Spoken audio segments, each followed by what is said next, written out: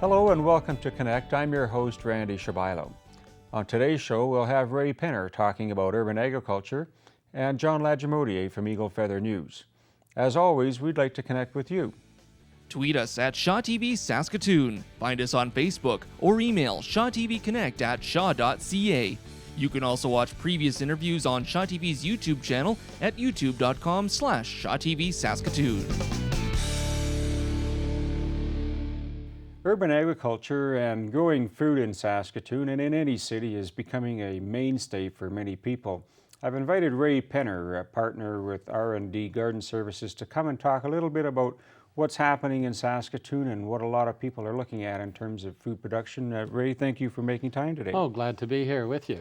I want to get a little bit of background about yourself and how this came to be that you're involved with urban agriculture and food production in Saskatoon. Sure. Well, I used to own an advertising agency for more than 20 years and had very little time for gardening, and my wife worked for a major company.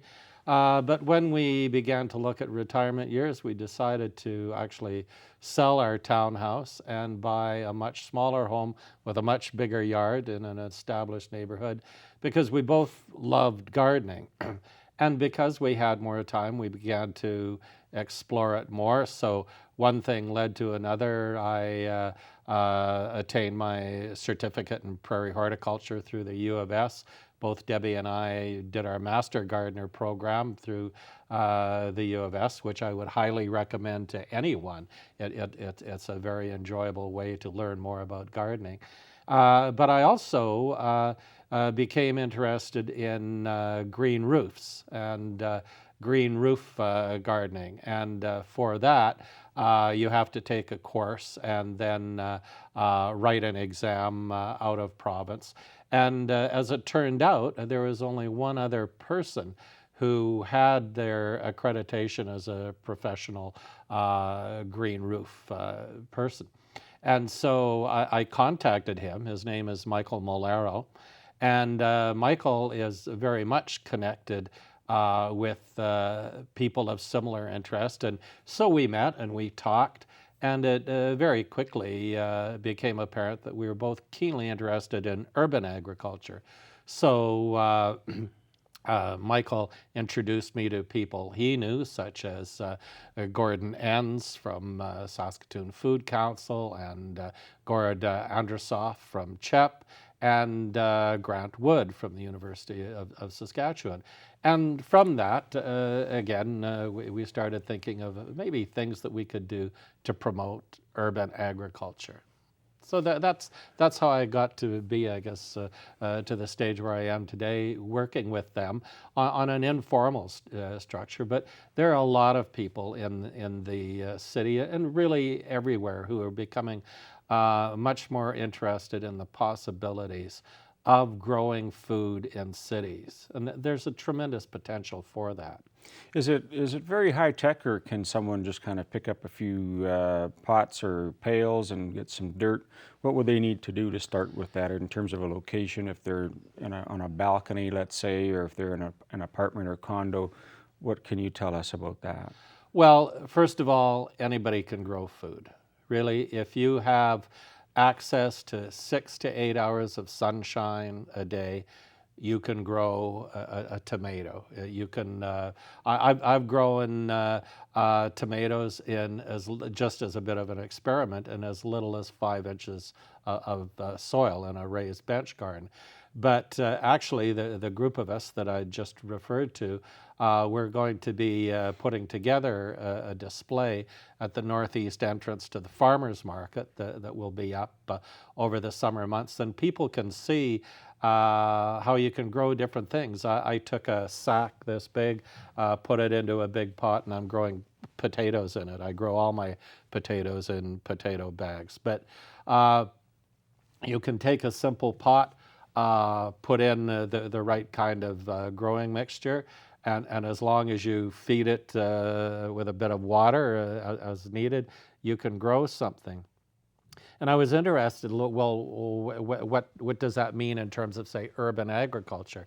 So before coming here today, I thought, well, I do a little simple calculation. So the 2011 census showed that there are 104,000 households in Saskatoon. So let's say 100,000 households. If each one of those households grew just one tomato plant, just one, you would end up with, at the end of this season, 500 tons of tomatoes. Now, what would you do with 500 tons of tomatoes if that doesn't quite get you excited? It works out to about 160,000 1-liter jars of pasta sauce. And when you think that that could be grown without using chemicals, without massive irrigation in places in Mexico and California where really they can't afford to waste that kind of water, not to mention what it would take in diesel fuel and everything else to transport and then handle, and the wastage on trying to get 500 tons of usable tomatoes into the city. And it all can be there if somebody says, you know what, I'm going to take a pot, I'm going to put a small tomato plant in it, I'm going to put it over in the corner of my balcony in my apartment. And then the water, I don't know, you could even use the water that you put it into a pot, the water that you waste when you're trying to wait for the shower to heat up would be more than enough water. Put it in a tomato plant. And I know that's fanciful. But and there's no way that you could have that kind of commercial operation here in the prairies. So again, it points to what urban agriculture can do. And of course, urban agriculture has many other benefits as well. I mean, walking past a garden on an empty lot, and kudos to the city for really encouraging that kind of activity. Think of the difference that it makes walking past an abandoned empty lot or walking past a garden, and what it does to your psyche, and what it says about your neighborhood, your community. There are a lot of benefits to urban agriculture. There has to be a social component to this too, I would imagine, if people like-minded wanting to grow food and compare notes about different types of tomatoes, carrots, and so on. Tell me more about what's happening at the farmers market with the bench type planter that you're building, and that will be there all summer. Yeah. Right? Well, what I'm doing, my wife Debbie and I, we do build these bench gardens that are about countertop high. We built them originally actually for the Ivy restaurant. They wanted something on their roof that the chefs could go and harvest herbs from. We quickly found out though that seniors or anyone who, say, has mobility problems or whatever, these will have about 11 inches of soil. So you can grow all sorts of things in there. So you can have them, in your condo unit or whatever. They're very clean. But it allows you to grow something. They're about 4 feet by 2 feet. But on display, that's just one kind. This summer at the farmers market, you'll be able to see everything from cut off barrels to all sorts of different kinds of containers. Like I say, I used simply a seed bag from Early's and folded it over an empty container, and I'm growing Baker potatoes in it right now on my concrete walkway. But the other thing about the display, and for example, on Fridays, the plan anyway is to have somebody there who can also explain to people how to best grow these things, because it isn't, you have to be careful about the kind of soil. You wouldn't take something that's basically clay and throw it into a pot and think you can stick a plant in it. Alley, right. So there are some basic things, but again, very simple things. So this display at Farmers Market, people can talk about it, they can try it. There's still lots of time to, in fact, pretty soon you'll be able to pick up bedding plants at reduced prices as the season progresses, and certainly probably you'll be able to pick up a tomato plant and stick it in your balcony and, come down to the farmer's market and talk to the people there. There's going to be some very, very knowledgeable people who can say, yeah, you really can grow things. When you talk about rooftop gardens, this isn't on a sloped roof, obviously. We don't want people trying this at home and falling off. These are flat roofs and maybe more on a commercial scale, or are they on residences or small commercial rooftops? One of the most renowned actually is called the Brooklyn Grange in Brooklyn, New York.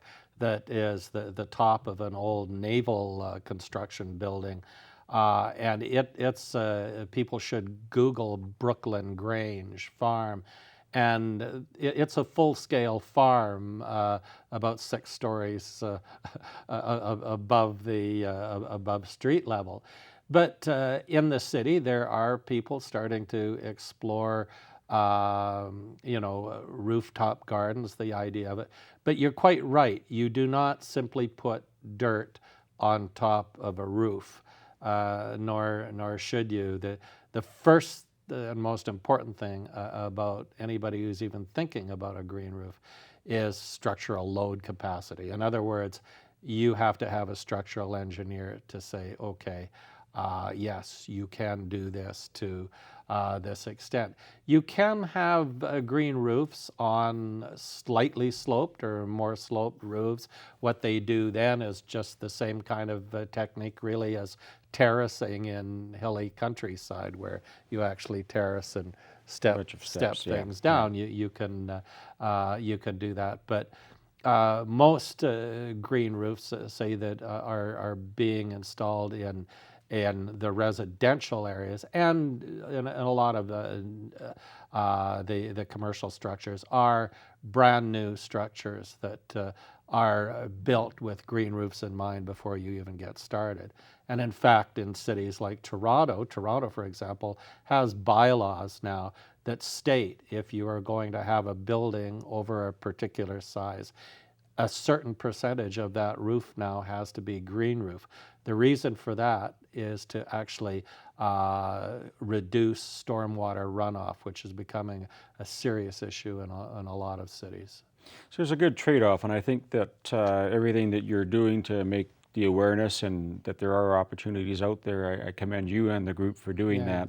And I want to thank you for making time for us today, and we'll look forward to seeing Brooklyn if we can get down there. Well, sure, but in the meantime, stop by the farmers market and talk to the folks there. Perfect. Thank you, Ray. Thanks a lot, Randy. We'll be right back.